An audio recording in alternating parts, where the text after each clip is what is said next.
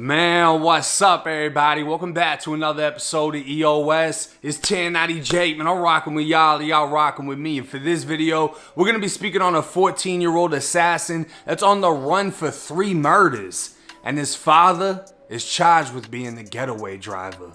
December 26th, 2021. It was just before 8 p.m. when calls went out for multiple gunshot victims at a Texaco gas station in Garland, Texas.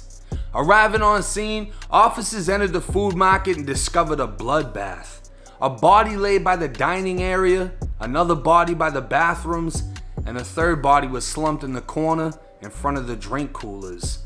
They were all dead, and they were all just teenagers. A fourth victim was found wounded, fighting for his life as paramedics arrived on scene, transporting him to a nearby hospital with a hole in his chest. Officers knew from previous incidents that the Texaco had multiple surveillance cameras both inside and out, and were able to get the video of the shooting from the owner. As the video was being transported to the police station, a man showed up to the shooting scene as it was still being processed. The man was a father who received a call saying his son had been shot. Showing officers a picture of his 16-year-old son, Ivan, they confirmed he was inside of the store and was already gone. His body slumped in the corner of the market by the coolers. Detectives were contacted by another man, this time an uncle, who said his 14-year-old nephew Xavier had went to the store in his vehicle and hadn't returned. His description matched the body that was found in the dining area. 2 females arrived at the police station saying they were told their 17-year-old brother Raphael had been shot, and they desperately wanted to know his status. They were both escorted to an interview room where they received the devastating news their brother had been killed.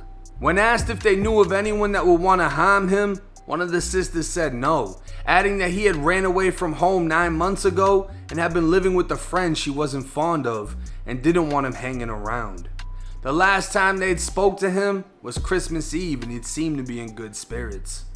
The detective asked if Raphael was gang affiliated, to which both sisters said no, but they did say he liked posting pictures holding guns and pointing guns on Instagram. One of the sisters then forwarded a picture to the detective of Raphael holding a gun with a green laser and another picture of his friend wearing a ski mask as he held a silver handgun with an extended magazine. Both sisters were thanked by the detective for their cooperation before leaving, and only a few hours would pass when detectives were contacted by one of the sisters. She'd received a message on Instagram from a fake account saying your brother dead as fuck. She'd forward 2 more messages between 2 different accounts saying what happened, who did it, and it's y'all fucking fault. The last message read, Northside blood for life. I'ma die behind that on blood. Y'all ain't active like gang. That's on blood. Surveillance video would show a white truck parked in front of the store and the driver going into the store to buy medicine. He left, backed up the truck, and circled through the parking lot before stopping. A shirtless teen then exited the passenger side of the white truck before sneaking up on the side of the store where he opened the front door and started firing. He can be seen switching targets, aiming in different directions as the gun blasts before running back to the truck and driving off. In less than 20 seconds, 3 teens were dying and a 4th was fighting for his life. Detectives would look into the fake Instagram account given by Raphael's sister and find a phone number the account was registered to. Detectives then contacted T-Mobile about the number, in which they were able to get an address. With the address, they'd search through a student database, finding a 14-year-old who could be seen on Facebook wearing a dark wristband on his left wrist, the same wristband worn by the shooter on surveillance video. Department records located an incident report from November where a group of teens was shot at by another group, and one of the victims named this 14-year-old as being part of the group that shot at them.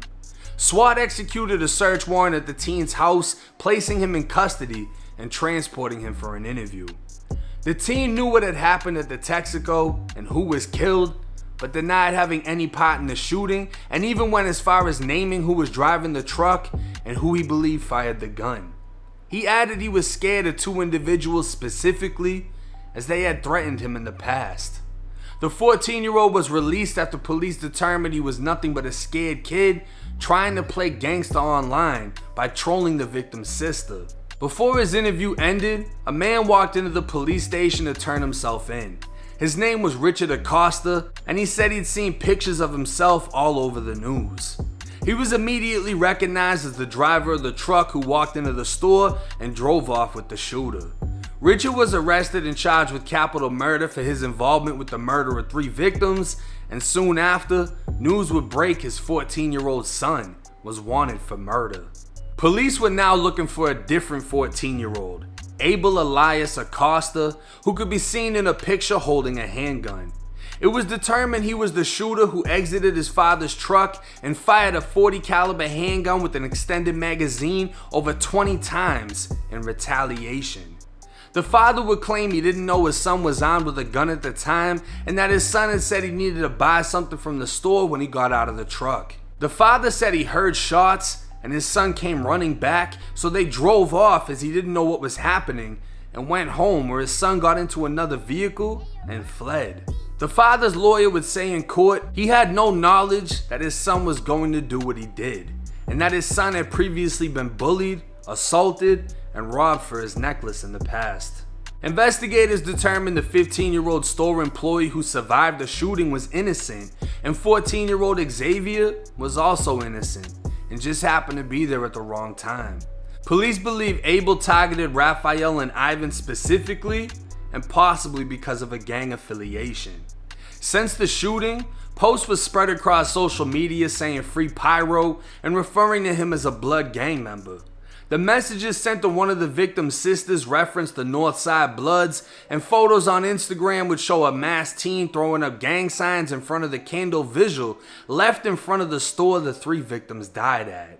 He would hashtag NSB for Northside Bloods, WWK, and fuck your dead homies. WWK is believed to stand for West Walnut Killer. West Walnut being a major street that runs through Garland, Texas, and the same street the shooting took place at. It's also the neighborhood Raphael grew up in, and Pyro can be seen in a picture next to a wall that says WWK. A private Instagram page belonging to Raphael had a bio that read Eastside 13 BK. Eastside 13, or Eastside 13, is a Mexican gang that formed in LA and rivals the Bloods, hence the BK standing for Blood Killer.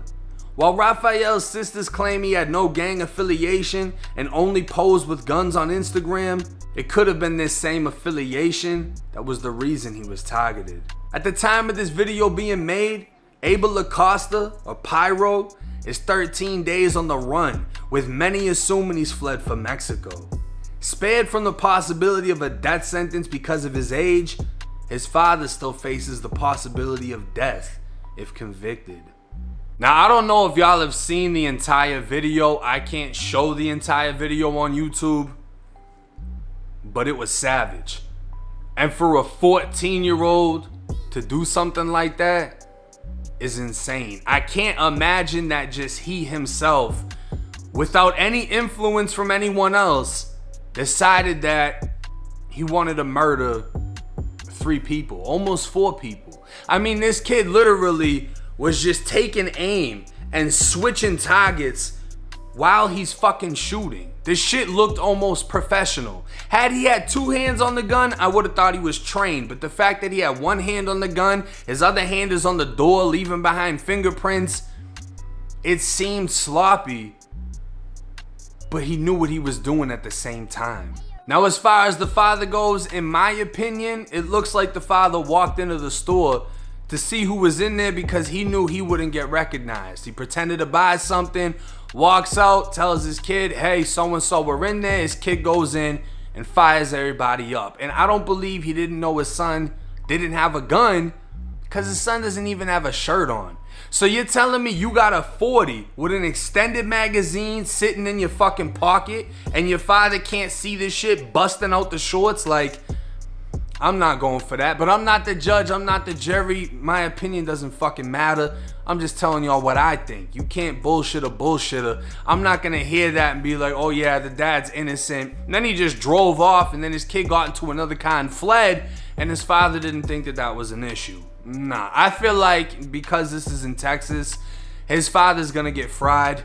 If he's spared on a death sentence, he's definitely gonna get a life sentence. And if they can't find the son who's actually the shooter, they're damn sure gonna punish the father. But all around, this case is just wild. Seeing one of the kids standing in front of the visual throwing up his set saying fuck your dead homies, that's gangbanging. It doesn't come as a surprise. I'm surprised he didn't kick the candles and make a fucking video.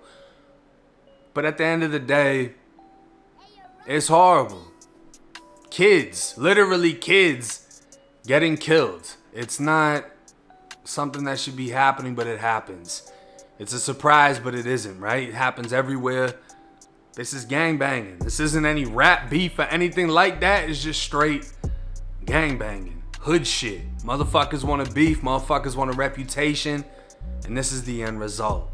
Dead kids and another kid on the run for 3 fucking murders and an attempted murder for the 15-year-old who now has a zipper scar.